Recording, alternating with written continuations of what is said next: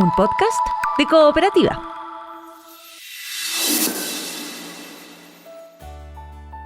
En agosto de 2024, una startup chilena puso en órbita el primer satélite privado de nuestro país. Se trata del Lemu Ñe, que en mapudungún significa ojos del bosque y que tiene como objetivo entregar datos sobre la biodiversidad en el país. De eso conversamos con el fundador y CEO de Lemu, Leo Prieto. Soy Emilia Aguilar y aquí comienza otro capítulo de Congreso Futuro. Hola Emilia, gracias por la invitación. Oye, hace 4 meses que queríamos conversar contigo.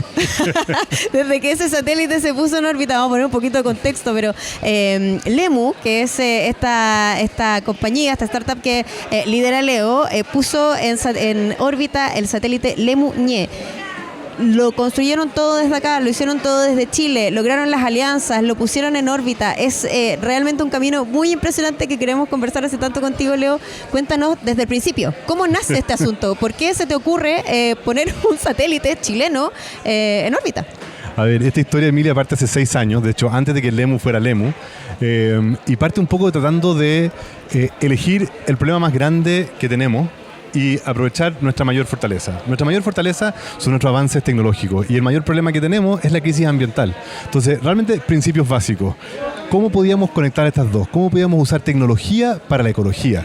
Que siempre se habían visto más encima como antagonistas, como que la tecnología era parte del problema, cuando claramente no es culpa de la tecnología, ¿cierto? Es el uso que nosotros le damos, o el foco, o en qué invertimos, o qué cosas estamos desarrollando. Pero esa tecnología tiene herramientas que nos pueden ayudar a entender nuestro planeta, a ayudarlo a potenciar soluciones basadas en la naturaleza. Y ahí parte toda esta historia. Y yo vengo del mundo de tecnología, tengo 30 años de historia ahí. Entonces, tratando de entender cómo pude resolver el problema, rápidamente aparece algo que me llamó la atención. A pesar de que estamos inundados de datos del mundo natural, hay una escasez de datos. Casi no tenemos datos del mundo natural. Perfecto, ¿cómo podemos ayudar a resolver ese problema? Me puse a investigar un montón de soluciones distintas, pero algo tan grande como un planeta, claramente lo más eficiente son satélites. Perfecto. Nos pusimos a investigar satélites, cuáles podíamos usar, y habían satélites europeos, norteamericanos, y ahí me cae la primera gran teja.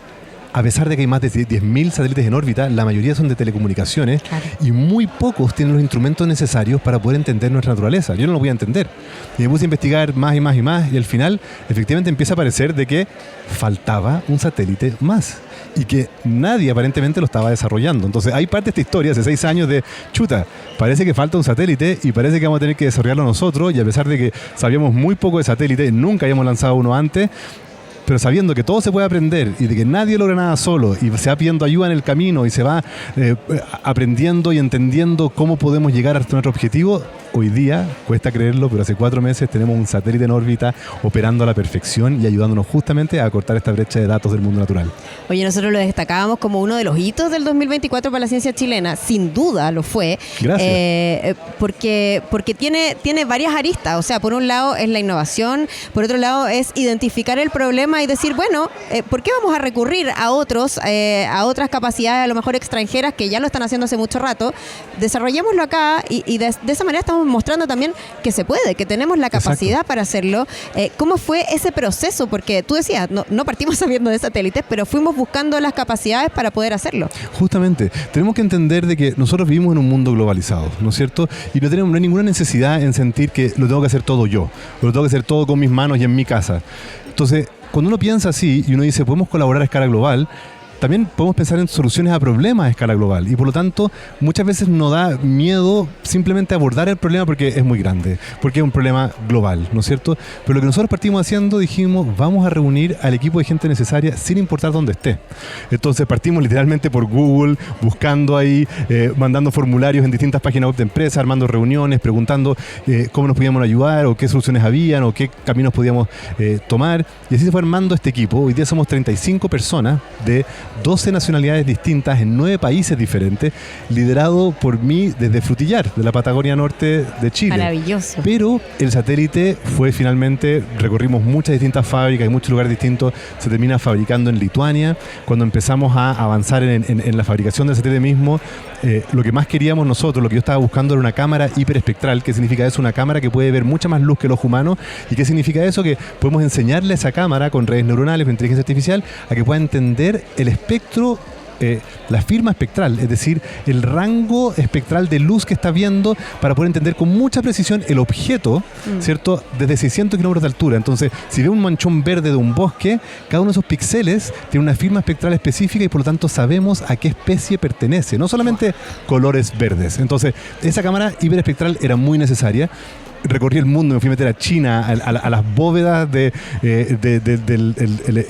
sistema militar, perdón, el sistema espacial chino, y cuando yo les preguntaba a ellos si ellos nos podían proveer una cámara así, me decían 6 a 7 años. Es decir, ni los chinos tenían una cámara de la que estábamos buscando. Así que cuando finalmente encontramos un proveedor en Sudáfrica que lo podía hacer, no lo podíamos creer. Entonces, cuento un poco esto para decir de que fueron muchos años de estar buscando, armando este equipo, armando alianzas, juntándonos con estos distintos emprendedores alrededor del mundo, nosotros con el liderazgo, el mandato, ¿cierto? El diseño de lo que queríamos y para lo que queríamos, y fuimos reuniendo esta red de proveedores globales y finalmente SpaceX, ¿cierto? Esta empresa gigantesca, claro, para que lo pusiera en órbita desde California. Entonces eso es lo emocionante. Es un satélite chileno que nace desde Chile, con un equipo que la mitad del equipo más o menos es chileno, pero al final es un equipo global persiguiendo una solución a un problema global.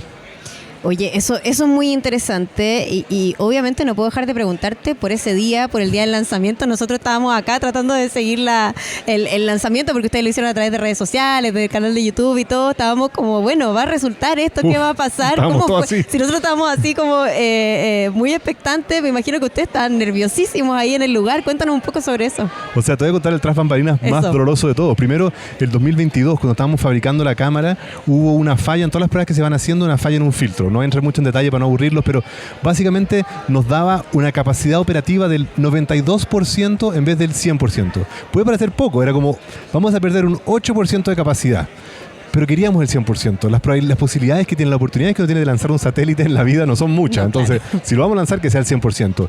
Pero cambiar ese filtro atrasaba la fabricación en 3 semanas.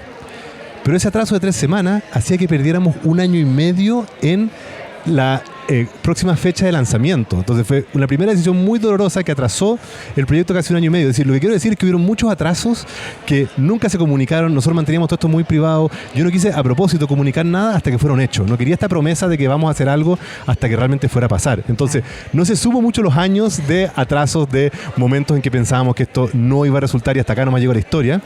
Y duró hasta el 2024, cuando primero íbamos a lanzar en mayo, después se corre para junio, después se corre para julio. De hecho, viajamos con la familia, con mi hermana que está acá y todo al lanzamiento y se atrasó. Pero yo no podía comunicar nada de esto. Los acuerdos de confidencialidad se mantenían todo esto en privado. Entonces, el día que finalmente tú pudiste ver esa transmisión en YouTube, nosotros llevábamos meses angustiados en que no sabíamos cuándo iba a ser. Entonces, realmente no pudimos ni reaccionar para avisarle a la prensa porque finalmente nos liberaron para comunicar la noche anterior del lanzamiento. Sí. Y después, ese día ya estábamos todos emocionados, finalmente estaba pasando, no lo podíamos creer, era como la 8ª fecha que nos daban y ahora realmente estaba pasando, manejando hacia allá, como decía, con mis socios, con familia, mi mujer iba poniendo pura música, con ánimo espacial, ¿cierto? David Bowie con Space Oddity, Elton John con Rocketman, o sea, pura música con temas espaciales. Entramos a esta estación militar, estación espacial, 30 minutos en bus adentro de la base militar. O sea, imagínate la escala del lugar, hasta que finalmente ves este cohete de 60 metros de altura y estás ahí a 2 kilómetros. Una oportunidad única, además. Única. Éramos como 100 personas en el público. Estaba Sergey Brin, el fundador de Google, y yo no lo voy a creer, como, este es el tipo de carrete en el que estoy, así como con el fundador de Google, y como yendo a saludarlo como, hola, Sergey, eres Sergey, ¿no es cierto? Sí, oye, ¿y tú qué estás haciendo? No, estoy lanzando mi primer satélite hiperespectral, me cuenta él. Y yo como, mira, yo también. Así como ya demasiado patudo. Claramente una escala distinta, el suyo con 400 bandas, el nuestro con 32 bandas, pero el nuestro con 5 metros de resolución y el suyo con 30 metros de resolución. Entonces él no podía creer que desde la Patagonia estábamos lanzando este satélite que era tan chico, tan eficiente, pero tan capaz. Así que todo, por todos lados era surrealista. O sea, y de repente cuando ya empieza el cohete, o sea, ya estábamos emocionados por todas esas razones, pero cuando empieza el cohete a despegar y primero ves el brillo, ¿cierto?, de la llama, y es encandilante, es como estar mirando un pequeño sol y después empiezas a sentir el rugido, ¿cierto? La velocidad del sonido te llega después y empiezas a sentir como este trueno que aumenta y aumenta y ahí ya uno se sale de sí y no puedes creer lo que está pasando. Pero en ese momento La emoción era llegar a órbita. La probabilidad de que funcionara todavía era muy baja. La probabilidad de fallo era altísima, pero estábamos emocionados simplemente que habíamos llegado más lejos de lo que habíamos soñado. Bueno, y al poco tiempo supimos que sí funcionaba y llega la primera foto. Eso fue alucinante. A los 4 días hacemos una prueba que se llama primera luz. Vamos probando todos los sistemas y básicamente se aprieta un botón o se le manda un comando para que saque una foto, pero de lo que aparezca. Y generalmente sale un manchón, algo no sale muy bien, pero esta vez salió una foto perfecta. No era de Chile, eran unos viñedos al norte de Lisboa, pero no esperábamos sacar cualquier cosa y sale una foto mejor de lo esperado. Y ahí fue cuando finalmente me cae la teja y digo, lo logramos. Tenemos un instrumento en órbita operando a la perfección que realmente va a permitir a generar datos de nuestro mundo natural y que ya está generando datos hoy que van a seguir sirviendo por muchos siglos más. Ese fue el momento que finalmente dijimos, estos 6 años de sangre, sudor y lágrimas han valido la pena y lo mejor de todo, esto está recién empezando. Oye, Leo, ya para ir cerrando, pero ¿en qué estamos hoy día? ¿Qué datos están recibiendo? ¿Cómo se comparten esos datos? ¿Quién puede utilizar esos datos? Cuéntanos un poco sobre eso. Nosotros estamos construyendo una plataforma que se llama Atlas, Lemu Atlas, así como Google Maps, pero en vez de calles o infraestructura humana, en este caso son ecosistemas y especies del mundo natural. Y lo que hacemos nosotros es que nosotros le vendemos licencia de esta plataforma a distintas empresas que están midiendo a la naturaleza en su cadena de valor. Pero justamente lo que estamos tratando de demostrar, imagínate este dato, Emilia, con esto cierro, esto es lo dramático. Menos del 1% de las empresas del mundo, son datos de las Naciones Unidas, menos del 1% de las empresas del mundo mide su dependencia en la naturaleza, cuando el Foro Económico Mundial estima que el 52% de la economía mundial depende directamente de la naturaleza y el 48% indirectamente. Es decir, toda la economía mundial depende de la naturaleza y menos del 1% mide su dependencia. Y lo que nosotros estamos haciendo es ofrecerles datos justamente para que entiendan cómo su negocio depende de la naturaleza y por lo tanto que empiecen a entender que las acciones de conservación no es caridad, no es responsabilidad social empresarial, sino que es egoísmo, es rentabilidad económica. Si ellos conservan, van a ayudar a mantener la seguridad de su negocio y nos terminamos beneficiando todos. Y eso es lo alucinante. Usar datos de nuestro mundo natural con herramientas como nuestro satélite Lemuñé para dar vuelta a cómo se relaciona la economía mundial con el mundo natural. Interesante conversación, la historia completa hasta acá, ¿no? De Lemuñé, que es el primer satélite hecho acá en nuestro país por una empresa, por una startup chilena, con todo este trayecto tan complejo, pero que logra finalmente obtener estos datos y que nos ha venido a contar Leo Prieto, el CEO y fundador de Lemu. Leo, muchas gracias por esta conversación. Gracias, Emilia, que estés muy bien. Que estés muy bien. Si estás acá, llegaste al final del podcast de Congreso Futuro. Te quiero dejar invitado o invitada a que te suscribas en cooperativapodcast.cl, en Spotify o Apple Podcast. Además, puedes escuchar Congreso Futuro cada domingo a las 11 de la mañana en Radio Cooperativa. Y por supuesto, todo el contenido de ciencia y tecnología lo encuentras siempre en cooperativaciencia.cl.